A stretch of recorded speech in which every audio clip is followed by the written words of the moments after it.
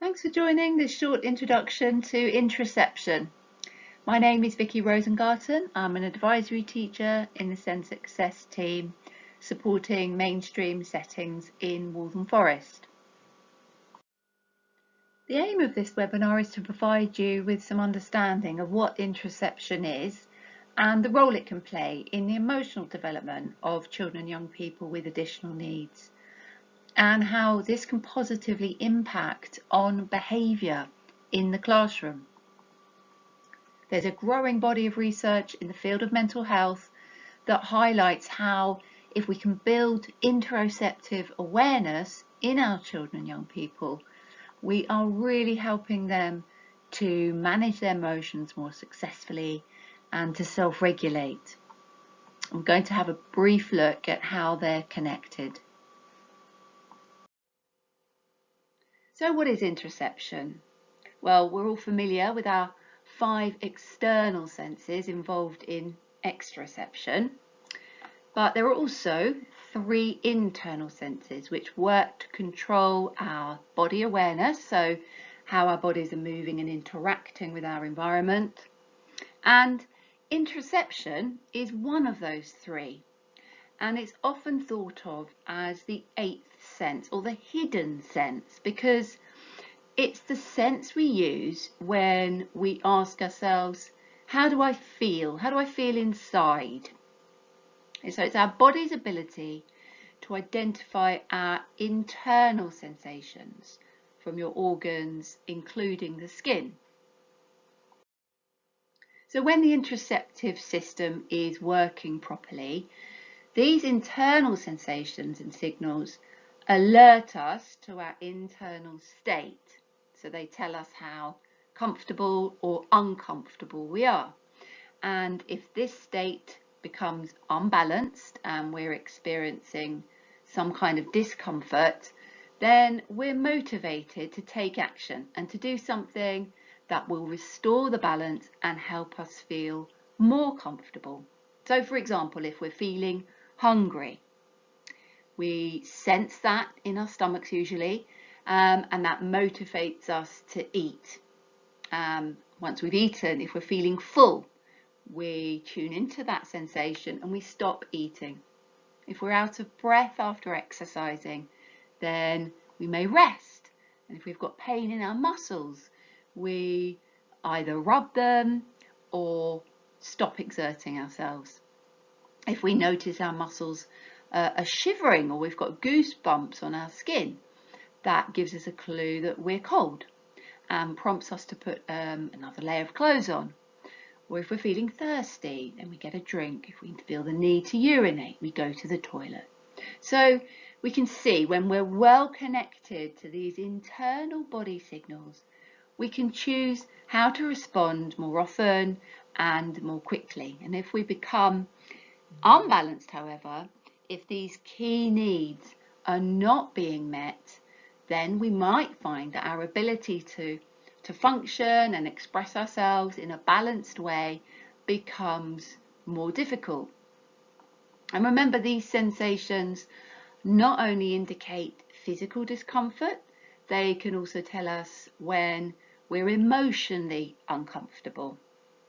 And every emotion has a corresponding physical sensation.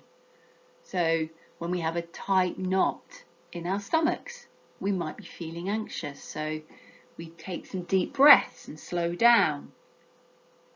When our jaws are tense or our chest feels compressed, we might be feeling frustration, so we seek help to address that. So we can begin to see how the better tuned in we are to these internal signals, the better we are at knowing what action it is that we need to take, and the more balanced and regulated we can become. So it's a prerequisite skill for self-management and self-regulation. And interoception provides us with the tools to know then when we're developing emotional reactions and the skills to be in control of these reactions. And there is increasing evidence that children and young people who struggle with their emotions have not yet developed interoception skills. Now, what would happen if we were unable to feel what was happening in our bodies? Well, we wouldn't be able to respond to our body's needs. We're not picking up those signals to correct any discomfort we're feeling. And that is the experience for a lot of the children that we support. Now, interoception develops over time from birth, but this development can be slowed or halted if a child has a mental health condition or a neurodevelopmental condition such as autism, ADHD, depression or anxiety, or it can even be reversed if a child has experienced significant trauma, all of which profoundly affect the development interoception. And in these cases, interoception can be described as atypical. Now, research shows that a high level of children with autism have significantly lower awareness of these interoceptive signals and poor discrimination of these sensations. So atypical interoception can be broken down into three main areas of difference. And just like all our other senses, we can be over-responsive or under-responsive to these signals. So you might have a child who may not notice any internal body signals at all. They're totally under-responsive to them. And you might see this in children who are hyper-responsive to their external environment. There could be a child who may notice some internal body signals, but not all of them. So they might be very sensitive to feeling hungry, but a toned down need to go to the toilet. Or it could be that they have discrimination challenges, so they may notice the signals, but they're processing them inaccurately. They're not really able to identify what that sensation is at all. So if we just focus a little more on the over-responsiveness. So that's a huge response to subtle clues from the body. So it might play out with an intense reaction to feeling mildly hungry. Sometimes children describe that hunger as almost painful. And so in order to ease that pain, they may overeat, which of course can result in weight or health issues. Their tummies frequently feel upset only when they're mildly hungry, or they might frequently perceive this as nausea. It could be a child who uses the toilet frequently, unexplained by any other medical condition, so they have this need to go a lot of the day, and a little urge feels like a really big impulse, and they're not able to differentiate that mild need from a major need. And equally, in response to pain, they could be over-responsive to a dull pain signal, so they're feeling pain more intensely and for longer. And they could also be emotionally over-responsive, so they experience extreme anxiety over a minor dilemma. So you can appreciate for children who are so preoccupied with all of this internal stimuli due to a strong reaction to only subtle cue, they're understandably going to struggle with focus and attention in learning situations. And an under-responsiveness is obviously quite the opposite. So it's a child who may have extremely high pain tolerance. So they get a bruise, they don't know how they got it. They might be actually quite ill and they're not realizing that. In relation to using the toilet as well, they're very late to read those signals. They might have frequent accidents. Could be they're not using the toilet enough, so they end up being constipated, and learning to use the toilet as well much later than their peers. They're not feeling hungry, so that muted sense of hunger, they're not picking up the cues. And adolescents and adults who have this might have to use strategies such as setting themselves timers to remind themselves to eat or drink.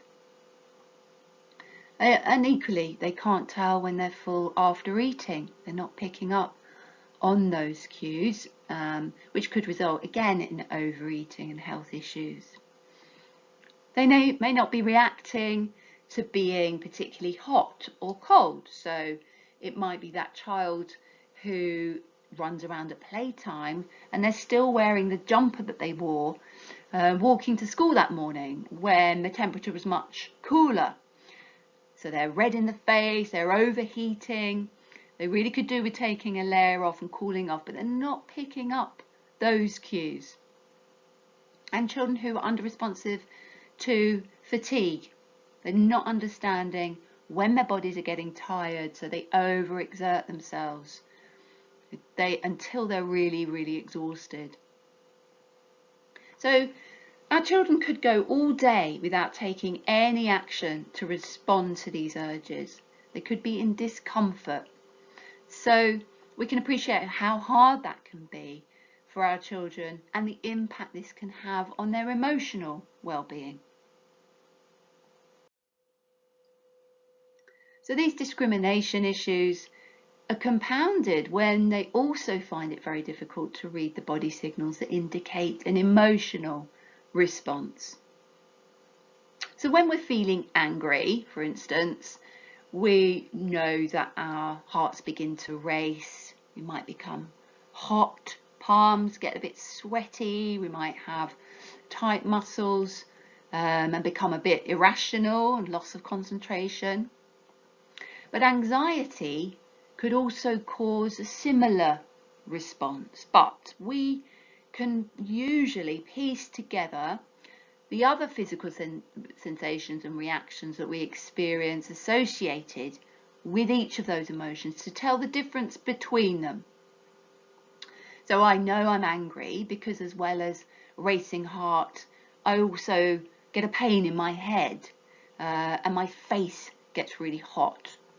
Or I know that actually this is anxiety because my hands are shaking and I'm feeling a bit dizzy. I'm not taking deep enough breaths.